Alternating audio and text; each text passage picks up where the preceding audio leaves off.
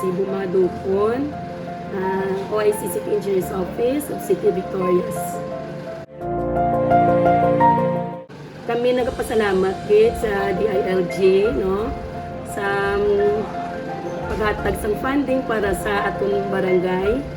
Kay ini dako gid nga impact kinabinagid sa mga barangay naton nga didto sa kaumahan.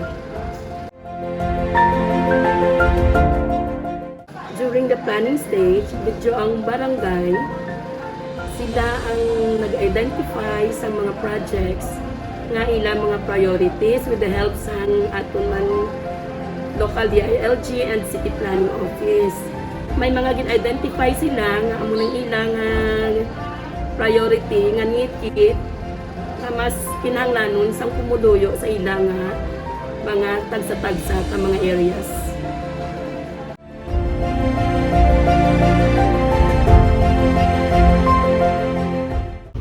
I am Nanay Binko.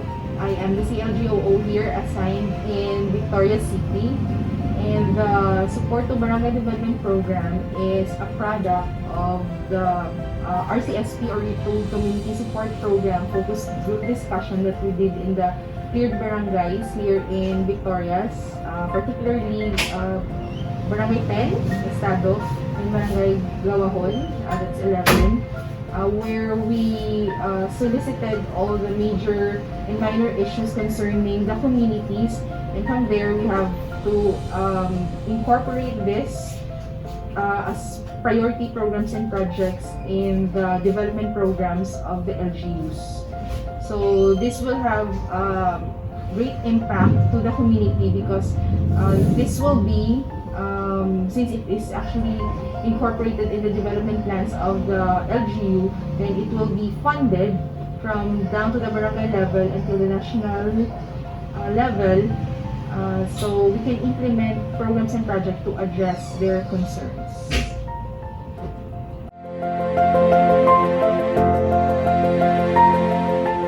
Ako si Rogelio Gardobo, Purong Barangay, sa Barangay Libin, Gawahon, Victoria City.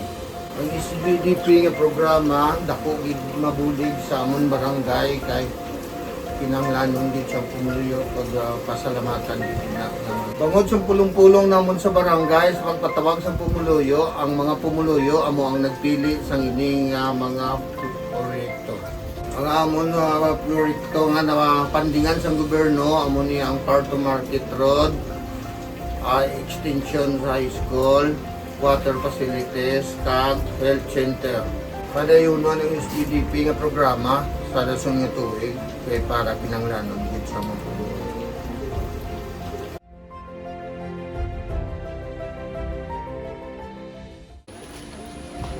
Ako gali si Ronaldo Rombay, senior nag-star sa barangay Gawahon, Victoria City. Pigado gid sa subong, pigado gid kay ang dala namon mga guba-guba gid. Kaya nga mon malaligya igo kabot sa banwa. Dulot na sila. Kung makakayo ng manang dalan, mas dako ng kabulig sa amon. Salamatan na namon sa palabuton kasi kung kayo ng dalan, ang amon nga produkto, mas malapit kag madali sa pagdala sa banwa.